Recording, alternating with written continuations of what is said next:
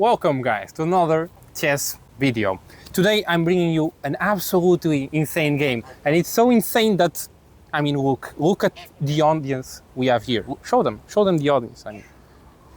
So this game was played in the 1900s between Carlos Torre with white and Edwin Adams with black. Carlos started with e4. We have e6 by Edward, d4, and d5. This is one of the most common openings. Do you know what opening this is? I have no idea. Come on. It's the French, the baguette defense. Come on. Now here, white continues with knight c3 because he doesn't want, to take this pawn and open this bishop that usually is very problematic for black. Black here is afraid of the tension, so immediately he takes here. White, of course, retakes.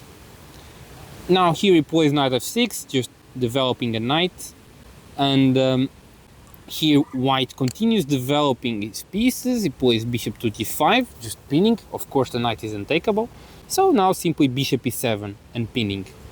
Now here white, of course, has to address this. He takes this knight here. Black retakes, and so far pretty standard moves. Now black will try to put some pressure here on the d4 pawn, so white simply continues development. We have knight f3 defending the pawn, and here black will continue with a very interesting plan, because as you can see, he's with his bishop on f6 he already gets some control on the e5 square, so now he plays c6. This will come with a plan of trying to gain more control over e5, so that eventually he can push e5 and open the very problematic bishop. So here white will also continue normally. He plays c3 because he wants to put the bishop here, but if he plays bishop to d3, this pawn will die, so that's not good. Instead he plays c3. See, Your audience disappear. I said c3. Yeah, and come on, am I that bad? Okay, so here he plays c3, and like I said, black will continue with the plan of trying to get some pressure on e5. White simply continues development, like I said, bishop to d3. Here we have knight to d7, again gaining some control on e5. Now black is really ready to play e5, so white stops it with queen to e2.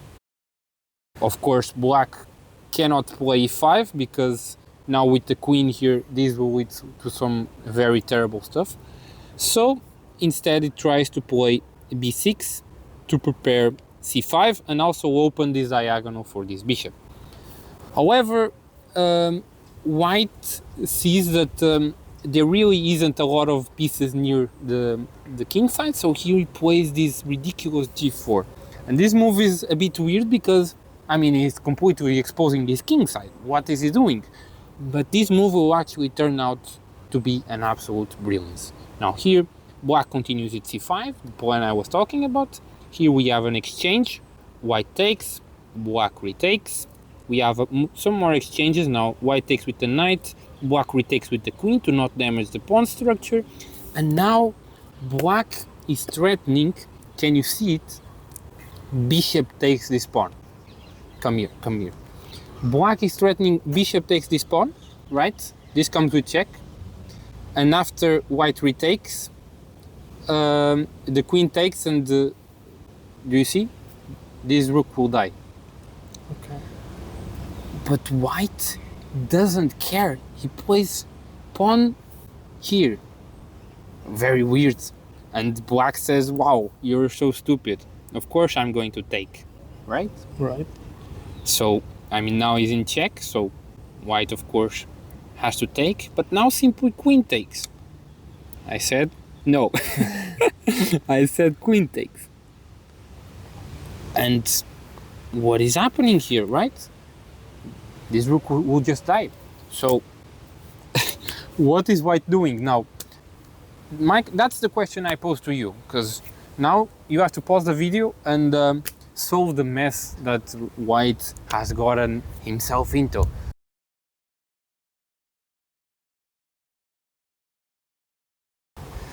Okay, so hope you found it. Now, in this position, believe it or not, white here play queen to d2, blocking the check.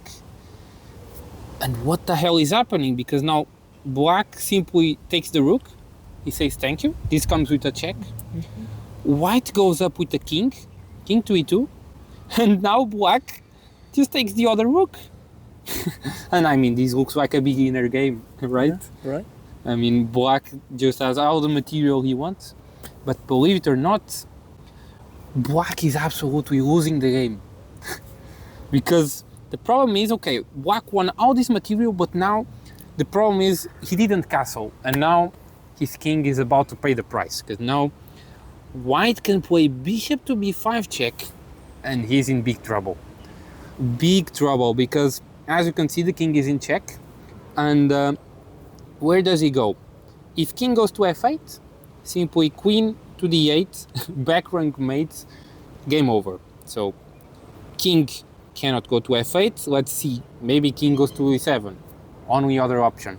But then queen gives a check on the diagonal, queen to b4. King now is forced to d8, but now simply queen d6, and again this is checkmate. The bishop will have to block, and then we simply take, and game over. So back here, after a bishop to b5 check, black is forced to block with the bishop, and this is okay. This isn't what he wanted to do, because now of course white can simply take. We have queen takes, but now after queen to f8 there is no checkmate back here because of the rook. The rook is now open because the bishop got out of the way. But turns out, again, white is completely winning. So if you didn't figure it out, again, you can pause. But here, again, it's completely brilliant, but white can play g6. And the game is over, because white is threatening checkmate here on f7, of course. So black, the only reasonable way to deal with this is to take this pawn. But by playing g6, he opened the g5 square, and now he can play knight to g5. And how is he stopping checkmate on f7?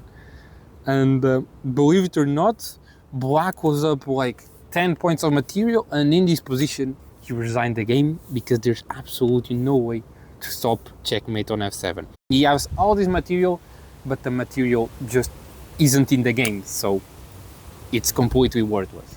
So yeah, hope you enjoyed this absolutely insane game, and yeah, catch you in the next one. Bye.